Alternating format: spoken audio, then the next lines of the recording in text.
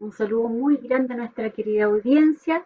Estoy acá con nuestro equipo, Trinidad Siles, Gabriela Oces y Viviana Masobrio.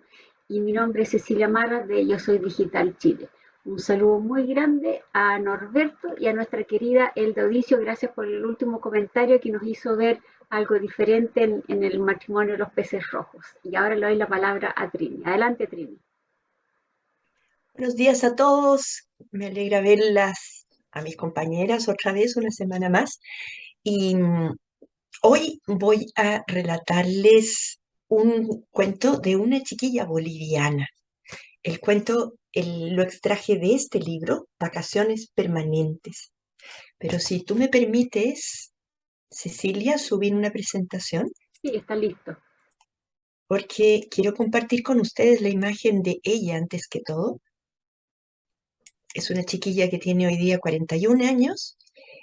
Y yo le conocí por por una noticia que apareció en el diario de un premio que ella recibió, que es el Premio Internacional Ribera del Duero, que además está dotado de 25.000 euros. Pero lo que quiero señalar sobre todo es que en la comisión, en el jurado, estaba también Rosa Montero, quien quizás por el estilo de la ciencia ficción, em, reparó en ella. Pero este premio, de alguna manera, le ha servido también para resaltar un poco más en el mundo su literatura de un país como Bolivia, que se conoce tan poco. Pero es ella, Liliana Colanzi Cerrate, una chiquilla, como les decía, de 41 años, que nació en Santa Cruz. Y esto lo quiero acentuar porque significa una manera de pensar quizás algo diferente de La Paz. En Bolivia la regionalización eh, es muy importante porque refleja una manera de ver el mundo muy distinta, quizás por el tema de la geografía que condiciona mucho la personalidad. Pero ella es una gran estudiosa, además, ella estudió estudios latinoamericanos en la Universidad de Cambridge. Y si bien estudió en Bolivia literatura, después se doctoró en literatura comparada por la Universidad de Cornell y actualmente es profesora de literatura latinoamericana en la Universidad de Cornell. Antes había alcanzado a ser en Bolivia periodista del Deber, El Nuevo Día y Número Uno. Y ahora sí, me voy a ir al cuento que en este caso se llama Tallinn, capital de Estonia. El día que me fui de Tallinn, lo único valioso que llevaba en la maleta eran las arracadas de diamantes que me regaló Bruno. Cuando llegué a Londres y abrí la maleta en mi cuartito, me di cuenta al tiro de que habían desaparecido. No es divertido tener 18 años y ser una inmigrante rusa con 200 libras y una maleta de ropa absolutamente inadecuada para Inglaterra como todo capitán. Telefoné a casa. Mamá, ¿tú sacaste las arracadas de mi maleta? Pregunté. Esas joyas no son para alguien de tu edad. ¿Qué voy a hacer si necesito el dinero? Colgué sin despedirme.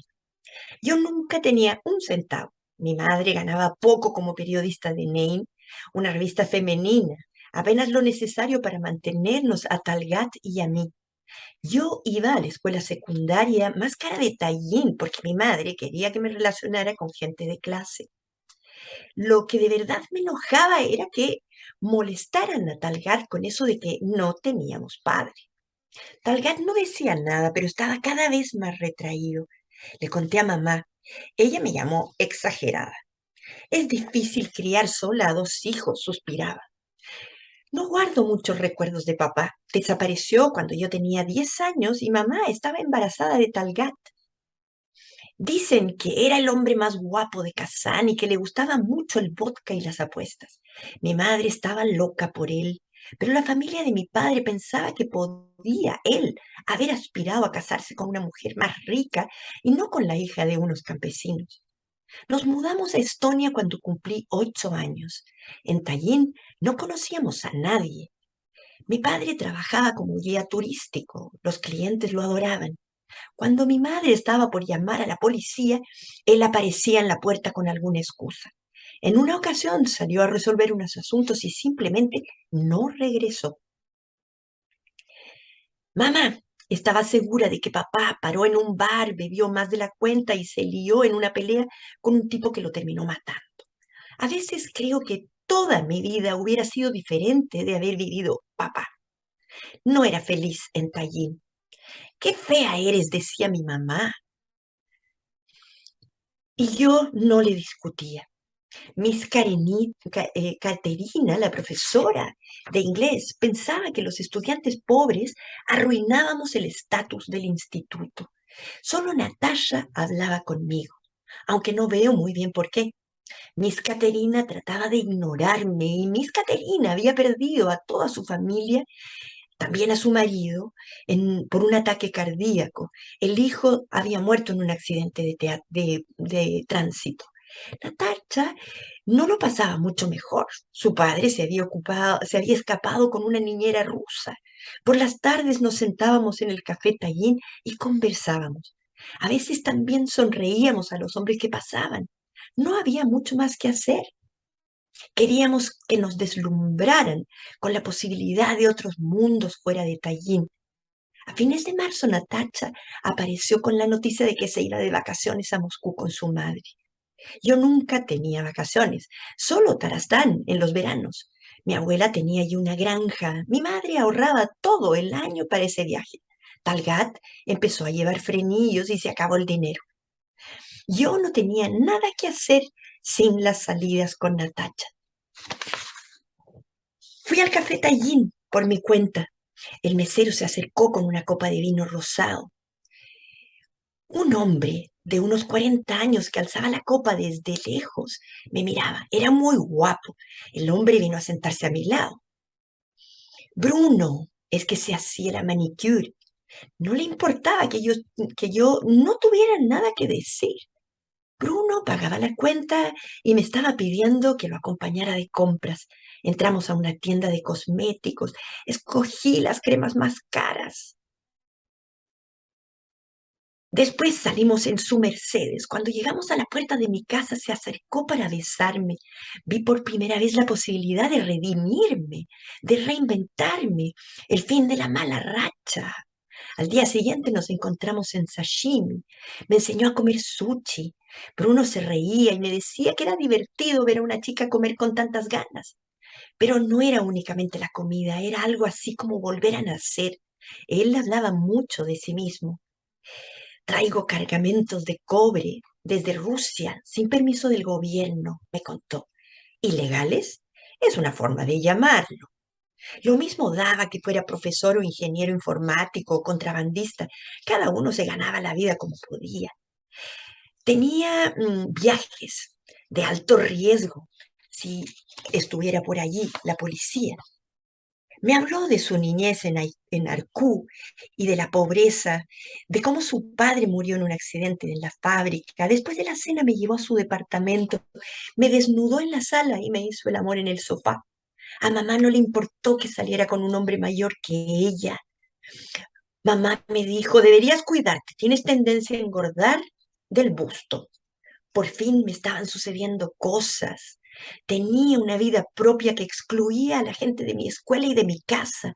Mamá no hizo ningún comentario sobre mis horas de llegada de los últimos días, pero me pidió que me mudara con Bruno durante la semana que ella y Talgat pasarían en Tarastán.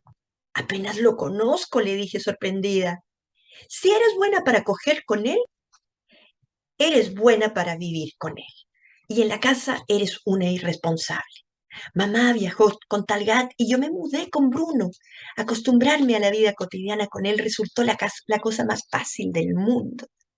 Bruno me compró vestidos y carteras y joyas. Cogíamos en todas partes. Cuando Natacha volvió de vacaciones y la puse al tanto, me di cuenta enseguida de que el asunto no la convencía. Queríamos seguir siendo amigas, así que intentamos no mencionar a Bruno en nuestras conversaciones, lo cual nos llevó a una situación imposible. Poco después, mamá y Talgat volvieron de Tarastán. No consideramos la posibilidad de que yo regresara a casa. Creo que mamá estaba aliviada de tener una boca menos que alimentar. Se veía incluso más feliz. Yo volví al colegio con una actitud nueva. Bruno me esperaba siempre a la salida. Se me dio por el vino casi todas las noches. Él también bebía mucho, sobre todo whisky. Se quejaba de que la vida no era justa, de que su socio lo estafaba. Intentaba besarlo, pero él me rechazaba. Yo me colocaba en posición fetal y me quedaba inmóvil hasta dormirme. Bruno conocía muchas chicas y él no hacía nada por detenerlas. Cuando de pronto me quejé en una discoteca, se rió como si se tratara de un chiste. Estas son carnes de cañón, me dijo, no tienes de qué preocuparte. Quizá Bruno se aburría conmigo, pero cuando vi a una pelirroja besándolo en el cuello, y en ese estado de sonambulismo o aturdimiento, tiré la botella de Smirnoff Ice en dirección de la cabeza de la pelirroja y le acerté. Me despertó un golpe en la cara, un golpe que me hizo perder el equilibrio. Me impactaron, me impactaron los dedos y la palma de la mano de Bruno en mi cara. Los guardias de la discoteca se llevaron a la mujer. Bruno me sacó a empujones, siguió pegándome en el departamento. Por avergonzarlo en público, no me resistí, le dije. Cuando se casó finalmente, hicimos el amor. Se puso como un loco. Falté 2 días al colegio mientras esperaba que mi ojo derecho se desinflara. Me invadió la apatía. Entonces comencé a comprar montañas de ropa que no necesitaba o que no me gustaba. Bruno me regaló las arracadas de diamante para disculparse por lo del ojo morado. Me regaló un anillo de diamantes, nos besamos y sin previo aviso, Bruno me retorció el brazo hasta hacerme daño y me llamó zorra y amenazó con matarme si algún día se me ocurría escaparme con otro. Me quité el anillo y lo tiré más lejos, lo más lejos que pude. Bruno viajaba a Rusia cada tanto y se olvidaba de llamar por 2 o 3 días. Natacha, que había ido a ver a mi madre para avisarle que estaba inquieta por mí, mamá le contestó sin muchas vueltas que se había arruinado la vida criando a sus hijos y que era hora de pensar en sí misma. Natacha quedó escandalizada. Yo le di la razón a mamá. Habían acabado las clases y me maravillé cuando me enteré de que pasé de curso. Tampoco fui a mi graduación, ya no visitaba Talgat. De alguna forma el tiempo se detuvo. Dejé de contar las semanas y los meses. E incluso el sexo perdió intensidad. Bruno empezó a pasar películas pornográficas para poder hacer conmigo lo que se pudiera. Decía que era mi culpa. Una tarde sonó el teléfono. Era una mujer. Me preguntó quién era yo. ¿Quién eres tú? Le dije yo alerta. La mujer se rió. Así que hablo con el nuevo juguete de Bruno, dijo. ¿Te pega? No. Seguro que te dijo, que te dijo que está en uno de esos famosos viajes a Rusia. Me quedé callada. Buena suerte, dijo la mujer, y creí escuchar cansancio y verdadera compasión en su voz. Dile que pague la pensión de su hija. Díselo tú misma, contesté. Bruno llegó un poco borracho. Hay algo que quiero preguntarle, dije, apenas audible. Se veía muy desgraciado, no parecía contento. Te he dado todo, dijo él. Me explicó que había pedido dinero prestado a Tolik, su socio. Los negocios salieron mal, no tenía con qué pagarle. Tolik le propuso a Bruno que me acostara con él para saldar la deuda. No era rabia lo que sentía, tampoco dolor. Era más bien una sensación de vacío que me obligaba a pellizcar mis propios brazos para confirmar que yo existía de verdad. Volvió a salir sin dar explicaciones. No supe dónde pasó la noche. Llené la bañera. Mi cuerpo estaba cubierto de marcas. Al salir me puse un par de jeans y botas y me amarré el cabello húmedo. Luego llamé a Natacha. Natacha se contactó con la agencia donde trabajábamos e hizo todo tipo de averiguaciones. Fue discreta y práctica.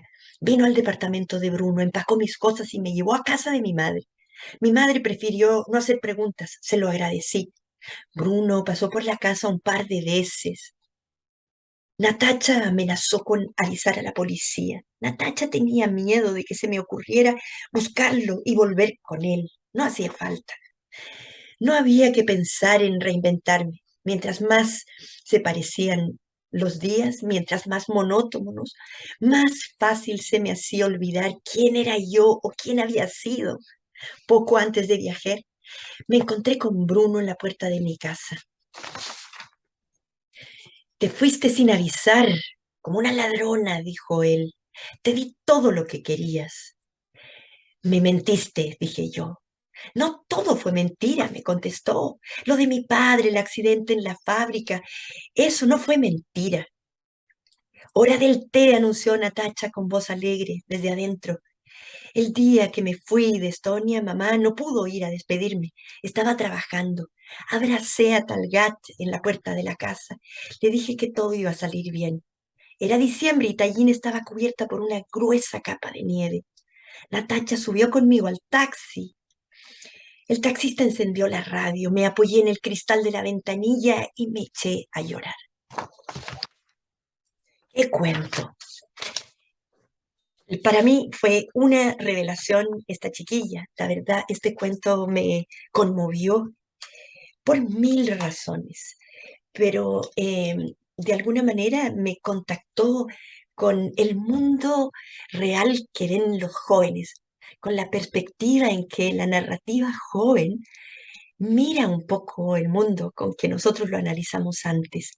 Esta es una realidad que aparentemente surge en una chiquilla extranjera en Tallinn, allí lejos, ¿no?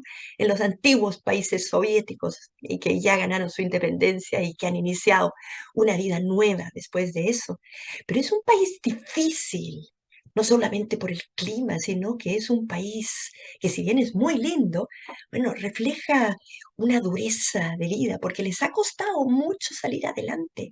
Entonces la gente suele ser desconfiada y solitaria. Entonces calzar en esa sociedad, obvio que no es fácil. Esta chiquilla lo pudo hacer, pero se encontró con una madre que estaba también depresiva o que era depresiva, que no podía arreglárselas sola porque el marido la había abandonado. Qué duro resulta esto. Pero ella se ve de alguna manera desprotegida, desvalida, con una madre que está haciendo lo que puede por salvarse y por salir adelante con lo que a ella le ha resultado más fácil, pero que además quiere aparentar.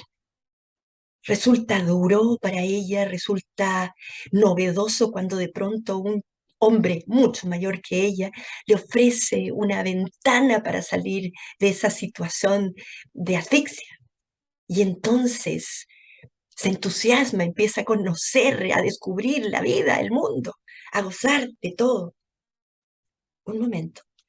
Eh, entonces es el minuto en que ella lo vive a Concho y aparece esa figura de esa madre que tiene pocas herramientas para quizás formar a esos hijos. Nico, ayúdame por favor. Eh, entonces, es fundamental lo que ocurre en este minuto, ¿no? Porque se da una situación durísima en que la chiquilla tiene que, o se ve envuelta en todos estos acontecimientos atractivos que la hacen vivir una vida loca. Y a partir de ese momento ella queda atrapada en ese hombre, maldito ese hombre que quiere aprovecharse y abusar de ella, un hombre que tiene mil conflictos. Bueno, ese es un poco el tema del cuento y lo vamos a analizar un poco más, pero quiero darle ahora sí la palabra a Gabriela para que ella pueda hacer su análisis. Bastante duro, ¿ah? Para empezar, el entorno en que vive esta familia es un entorno de mucha carencia, tanto económica como afectiva. la niñita siente vergüenza porque Elina se llama ella. Siente vergüenza porque sus ropas no están a la altura del instituto, ella es becada, los compañeros le hacen bullying, todos le hacen sentir su precariedad y en este proceso se encuentra con este hombre que es un personaje muy oscuro. Es un traficante y además es mentiroso.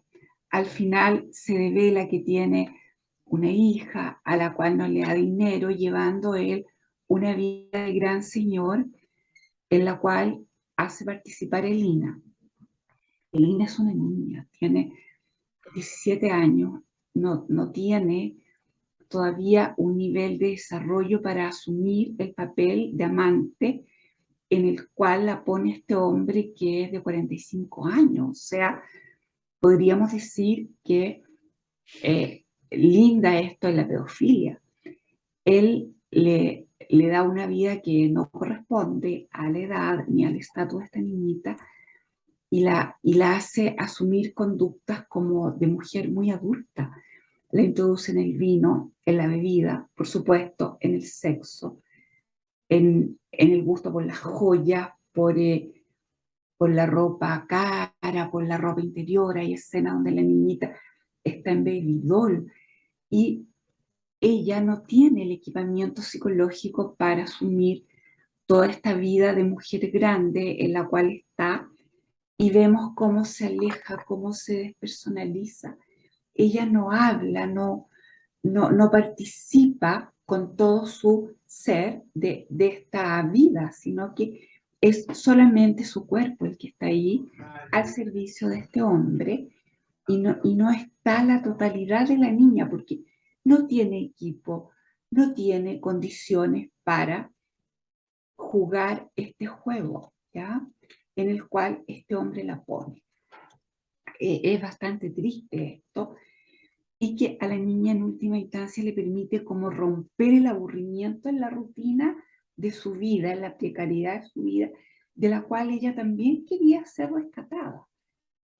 Pero hay una desconsideración por la persona de la niña, desconsideración que primero estuvo en una madre que llega a ser negligente, entendiéndose bien lo agobiada, lo sola que está.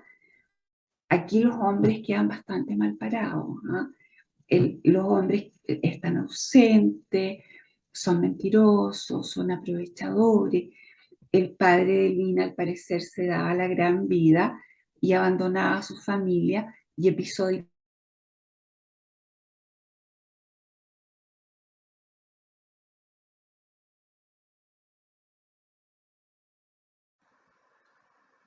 Se nos fue la imagen. a la niña, seduce a otras mujeres. Es un personaje muy oscuro que ha tenido muchas vidas y que él oculta, y al parecer incluso todo esto de Moscú no era ni siquiera cierto. O sea, hay como unos trasfondos de mentira, de oscuridad, de desorden de vida, y acá la más lúcida y la que rescata a Lina resulta ser su amiga, la niña que hace todo para que Elina pueda salir de este mundo e irse a trabajar a Londres como au pair, ¿ya? Y es quien la rescata, quien la lleva, quien posibilita la fuga de Lina de este mundo, porque ni siquiera la casa de la madre se le impone como un refugio. La madre la expele y tiene como también la única motivación es de estar tranquila después de toda la dureza que ha tenido que experimentar. Y es nada de protectora, siendo capaz de decirle a su hija algo tan terrible como que si es capaz de tener vida sexual con Bruno, también es capaz de vivir con él. O sea, ya eso es como durísimo, como que esta mujer no estaba preparada para su rol. Aquí es un desbarajuste tremendo este cuento, donde la madre no cumple su rol protector, donde este hombre usa a la niña como un juguete sexual, como un instrumento, y donde ella no tiene, subjetivamente está depredada, no tiene ninguna posibilidad de enfrentar todo esto, a no ser con la huida que tiene la lucidez de llevar a cabo a instancias de su amiga y de escapar de toda esta sordidez y oscuridad en que estuvo instalada. Le paso la palabra a Viviana para que continúe el análisis de este cuento. Gracias, Gaby. Sí, realmente un cuento intenso, podríamos decir, ¿no? Con mucho drama, sobre todo respecto en torno a la protagonista, que es un poco el núcleo recurrente de los 8 cuentos que se reúnen en Vacaciones Permanentes, que es el volumen, ¿no?, que fue publicado no hace aproximadamente una década, y que nos muestra situaciones semejantes, o sea, problemas familiares, donde los protagonistas en general son jóvenes, cuyas vidas no se resuelven favorablemente para ellos y que sufren desgraciadamente muchísimo, porque el núcleo familiar es opresivo, es conflictivo, es abandónico, y no se preocupa por su calidad de vida. Entonces no es casual que frente a situaciones así se produzcan este tipo de deslumbramientos que suceden en la mayoría de los países y que han sido abordados reiteradamente, estas temáticas, por la literatura también, inclusive en novelas, ¿no? Si nos referimos al título del cuento, yo pensé es el nombre de una mascota, es un sobrenombre, desconocía realmente que Tallinn era la capital de Estonia, con lo cual nos impresiona que una autora boliviana nos ubique en un territorio, en una geografía tan diferente, tan lejana. Ya después veremos un poco más sobre este tema. Y algo para rescatar, se acuerdan que yo cada tanto hablo del primer párrafo, y en este caso el primer párrafo es como una síntesis y es el fin, ¿no?, de la historia que se relata. Cuando Trini nos contó el cuento, nos dijo que Elina, cuyo nombre se menciona una sola vez en todo el cuento, en una interpelación de la madre le dice Elina y no se repite en ningún otro momento. Cuando Elina parte hacia Londres a trabajar de au pair, tal y como le había organizado la vida su amiga Natalia. Tema también recurrente, es decir, una madre que le exige ir al colegio más caro de Tallinn para aparentar, pero sin los elementos necesarios, un amante que le impone exigencias permanentes, y una amiga que también por cariño y por sacarla de esas situaciones terribles en que está, también le marca un sendero, ¿no? Le establece un futuro. Y este primer párrafo dice: el día que me fui de Tallinn, lo único valioso que llevaba en la maleta eran las arracadas de diamantes que me regaló Bruno. Los diamantes son una moneda universal, pensé, y la idea me dio algún consuelo. Pero cuando llegué a Londres y abrí la maleta en mi cuartito de au pair, me di cuenta al tiro que habían desaparecido.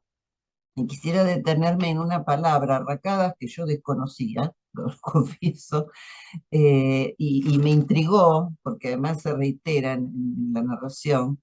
Y sí, yo imaginé pendientes por el tema de los diamantes, pero son pendientes de un gran tamaño, ¿no? Si uno mira las fotos, y entonces tiene una carga simbólica importante, porque aparecen como reparación. Es decir, Bruno le regala esos diamantes como pidiéndole perdón por el ojo morado.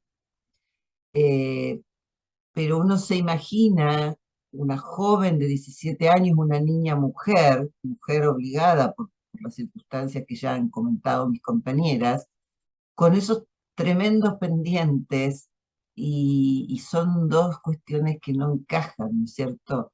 y que hablan de ese rol que ocupa obligadamente Elina y que de alguna manera parece mejorar su vida, pero no es así.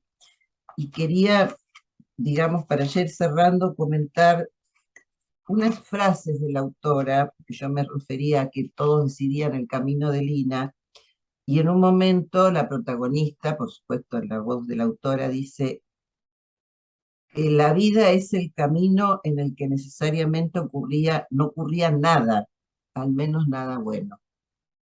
Y entonces ella, cuando se encuentra con Bruno, cree que esto va a cambiar y dice, un día tu vida como la conoces se convierte en otra cosa, el fin de la mala racha. Y creo que queda expresado ahí la tremenda esperanza, la tremenda ilusión que le significa encontrarse con este oscuro personaje, como bien nos marcaba Gaby y también Trini, pero que bueno, en un minuto, en el inicio, parece ser un cambio de vida para mejor. Así que le doy el pase a Ceci y les agradezco. Gracias, Vivi, muchas gracias. Bueno, un final abierto porque no se sabe qué pasa con ella, habrá cambiado, cómo habrá seguido su destino. Me hice todas esas preguntas, ¿habrá surgido, habrá estudiado algo, habrá ido a la universidad? Una profesora que también nos ayudó mucho, la acosaba bastante, y el bullying que sufrió ella, a pesar de eso, fue una chica muy fuerte en el cuento porque ella sabía que usando la ropa de segunda categoría, igual la menospreciaba mucho. ¿Habrá cambiado su destino y no repetir el destino de su madre? También me hice esa pregunta. Bueno, me hice varias preguntas que lo voy a dejar para la segunda vuelta, así que le doy la palabra a Trini. Adelante, Trini. Estás con el muteada. Ahí. Vuelvo a compartir con ustedes la pantalla para irme a la obra de ella, que fue premiada últimamente en España, como les había señalado al principio, por el Premio Internacional Ribera del Duero, que además la dota de un monto de dinero importante, pero y antes ella había estado seleccionada entre los 39 escritores latinoamericanos menores de 40 años. Esa organización de los 39 escritores es importantísima para los narradores jóvenes latinoamericanos. En eso, allí han estado seleccionados Samantha Schweblin, que vimos nosotros, Guadalupe Nettel, Paulina Flores, Alejandro Zambra, y toda esta generación de escritores lo que quieren es revelar el mundo cotidiano que les toca vivir y mostrarles una mirada y una forma de enfrentarse a la vida distinta, y eso es lo que ellos quieren mostrarle al mundo. Resulta ser muy interesante. En el caso de esta chiquilla que nació en Santa Cruz es una localidad muy importante, es la segunda, incluso hay gente que dice que es la primera ciudad boliviana que incluso ha querido independizarse de La Paz durante mucho tiempo, pero es la ciudad productora donde está la mayor parte de la producción y además que tiene un clima y un terreno muy bueno, ideal para poder plantar todo tipo de cosas. Es abundantísima y muy rica la geografía de Santa Cruz. Entonces, es tan distinta la forma de vida que se tiene en Santa Cruz y en La Paz.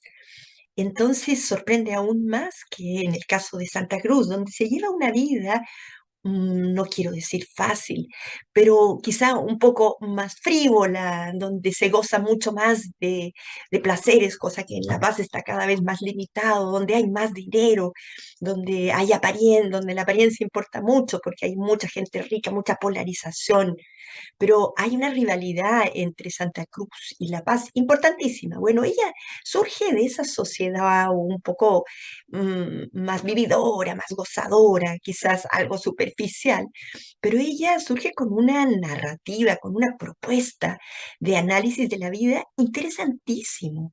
¿Y qué es lo que hace ella en este cuento? Que a mí me resulta fascinante en el sentido de que uno siempre supone que es la familia, el, el núcleo, el nido donde uno va a obtener toda la contención necesaria para después poder salir a pelear en el mundo. Sin embargo, en este caso no se da, porque su madre es de una fragilidad emocional enorme. Ha logrado sacarlos adelante en la práctica. Sin embargo, no les ha dado esa defensa ante la vida, no los ha formado en criterio, en moral. Cada uno tiene que salir como ella salió en su momento, adelante como pueda. Pero sin embargo, esa mujer tiene, bueno, quizás poco material emocional para darles mayor seguridad a sus hijos. Sí, se le puede agradecer, sin embargo, esa chiquilla no termina de querer a esa madre y no tiene ninguna dificultad en dejarla. Quien la ata mucho más es el hermano, porque lo quiere proteger a él. Pero en este caso lo que nos muestra, y están muy bien perfilados los personajes, porque todos ellos son precarios emocionalmente, son personajes solitarios, son en esa familia se ven fisuras. La narrativa de esta chiquilla es prolija, es suelta y tiene una estructura interesante en cuanto a los cuentos, porque tal como lo mencionó Viviana, eh, parte desde el final y hace un recorrido en torno al cuento y regresa finalmente al mismo inicio, pero donde nos permite mirar un poquito más con esperanza, porque esa chiquilla se ha salvado de esa tragedia, gracias a la ayuda sorora, como dicen hoy día, de la amiga, que es la que tiene los ojos más abiertos y tiene un juicio y una mirada mucho más responsable hacia la vida. Se impresiona por la actitud de la madre. Sin embargo, gracias a ella, esta protagonista logra salvarse. Entonces hay una esperanza. Liliana Colanzi no cabe duda que ha leído mucho, que se ha inspirado en autores importantísimos como Carver, por ejemplo. Pero Carver generalmente termina muy mal. En cambio, Liliana Colanzi deja un margen donde los protagonistas se pueden salvar de lo que han visto. Estos protagonistas revelan un vacío interior, un aburrimiento, un tedio, y de eso quieren salir. Pero qué mejor que hacerlo a través de la literatura, ¿no? Yo voy a ir terminando simplemente con algunas preguntas que le hacen en una entrevista y que se las quiero mostrar. Eh, no lo tienes contigo, ¿no, Cecilia? Sí, está ahí la Ah, ya, perfecto. Me interesa mucho, rescaté algunas preguntas porque dan cuenta del estilo de esta escritora que, bueno, apoya un poco más su narrativa, ¿no? Y que también forman parte de una generación quizá un poco líquida que ven la vida desde muchos cambios. Entonces le preguntan en una entrevista interesante que obtuve por ahí, le preguntan, ¿a quién votaste en las últimas elecciones? Y ella dice, no he votado en toda mi vida, ni siquiera estoy inscrita en el registro electoral. De no poder zafarme, votaría nulo. ¿Qué cosas te obsesionan? Le pregunta la chiquilla, ¿no? El paso del tiempo y lo que hace con una, los suicidas y los psicópatas, encontrar el tono y la cadencia de un texto. ¿Qué cosas te dan miedo? La vejez, la enfermedad, los niños, las noches en las que no puedo dormir, convertirme en todo lo que siempre he detestado. ¿Qué es lo mejor de vivir en Santa Cruz? Aunque yo ya no vivo en Santa Cruz, el calor de casi todo el año, la vida nocturna, la familia. Y lo peor, y dice lo mismo, ¿no? El calor de casi todo el año, la vida nocturna, la familia. Supongo que lo habitual, un poco de confusión, algo de vértigo, en fin, voy adelantando. ¿Afecta en algo a tu escritura haber nacido en un país sin la salida al mar? Para que vean lo importante que es para los bolivianos este tema. No, dice ella, con mucha madurez. Afecta más haber nacido en un país sin una tradición literaria conocida y con una infraestructura cultural precaria. ¿qué novela falta escribir? Y él se refiere a Bolivia, ¿no? Y él nombra a Coetzee y dice, una novela capaz de narrar el desastre colectivo, a la vez que cuenta una historia muy personal. Bueno, voy a terminar allí, pero me ha gustado mucho descubrir a esta boliviana. Yo tengo algo de esa nacionalidad, entonces voy a apoyarla y voy a tratar de promoverla porque creo que es una promesa dentro del mundo literario. Muy bien, les agradezco muchísimo su participación y ahora sí los dejo otra vez con Gabriela. Gracias, Trina. Acá vemos claramente algo que decía un texto que pusiste ahí, que acá hay mucho en este cuento desconsuelo e inquietud, donde los personajes son todos disfuncionales, no cumplen sus roles,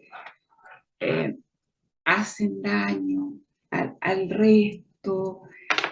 No hay como nada muy rescatable en el entorno ni en los personajes.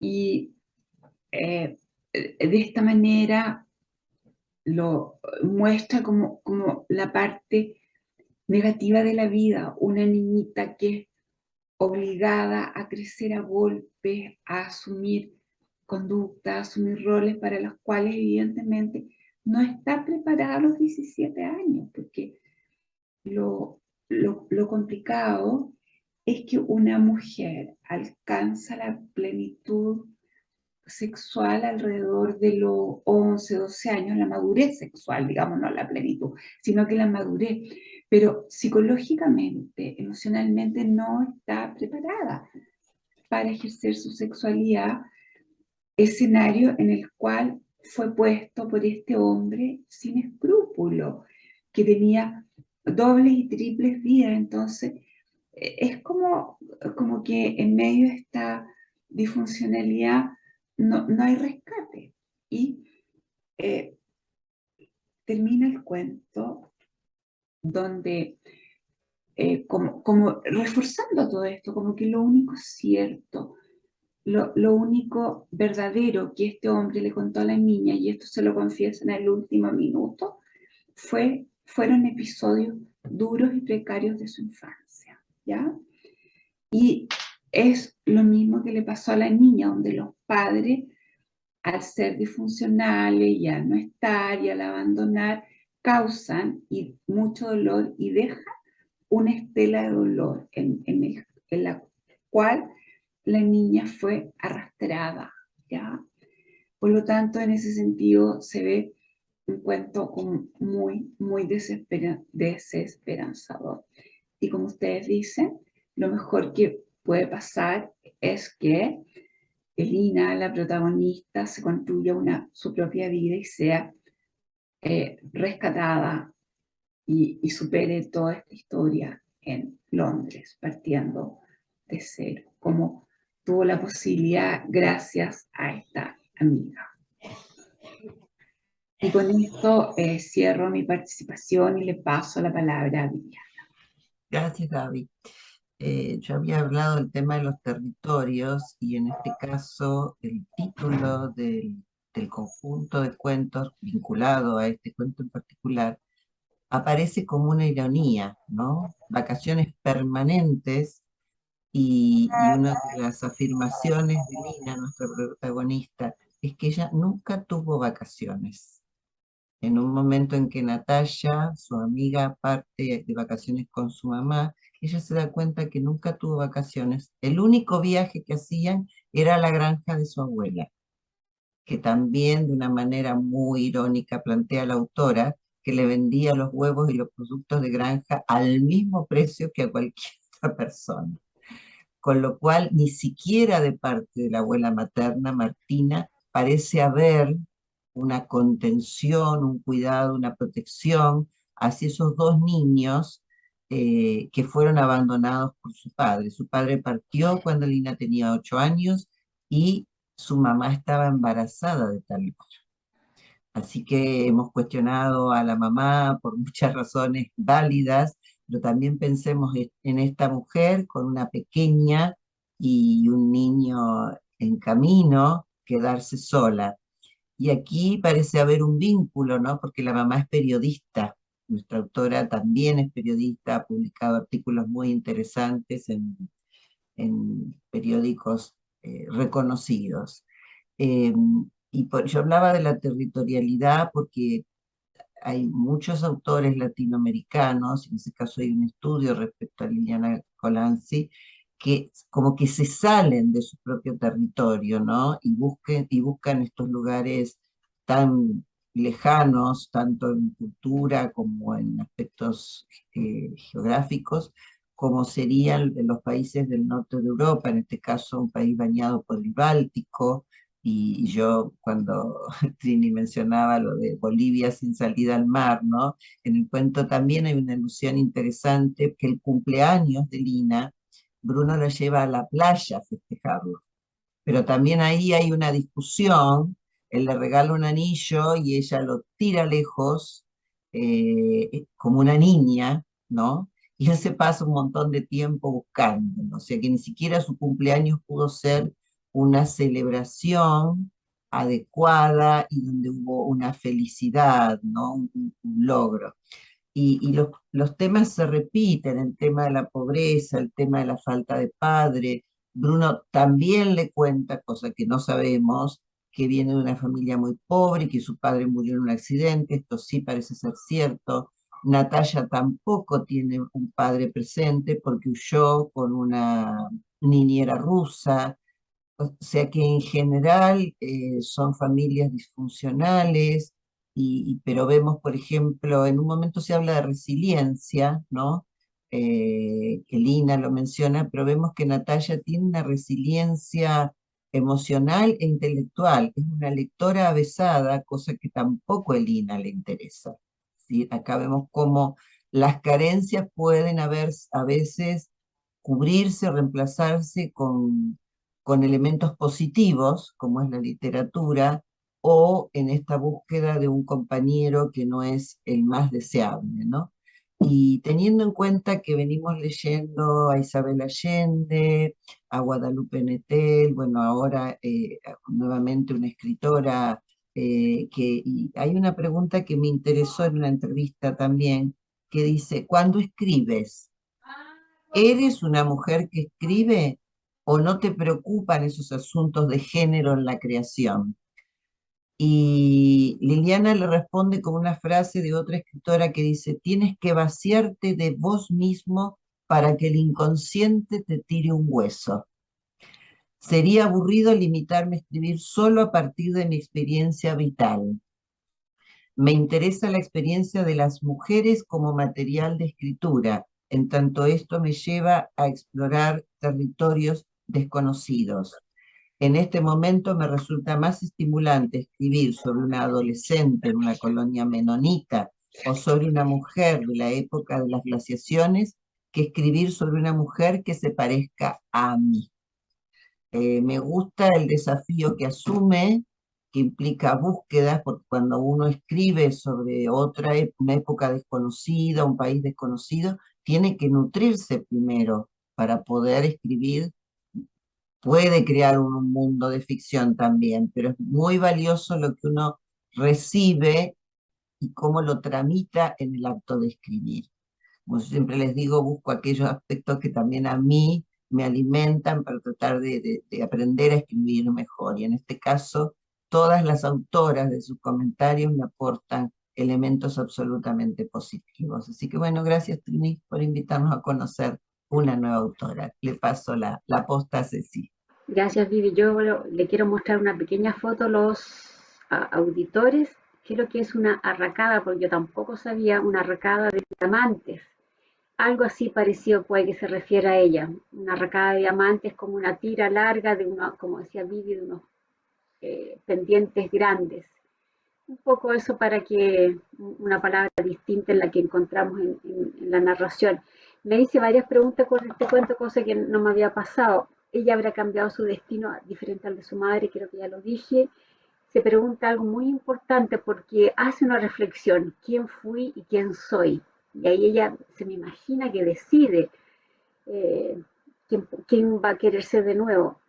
Otra pregunta que me hice la mamá cuando le dice, ándate, ella sabía que iba a tener relaciones con Bruno, si le preparó para no embarazarse, en qué momento del cuento obviamente no se refleja eso. Eso también me hice la pregunta.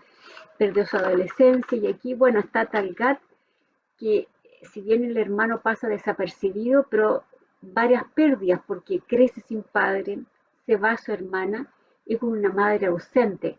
También me pregunté cómo crece ese niño, cuáles van a ser sus traumas, sus problemas, en una sociedad también que lo castiga, él también por la ropa de segunda categoría que usan y van a un colegio caro, por lo tanto, una difícil educación.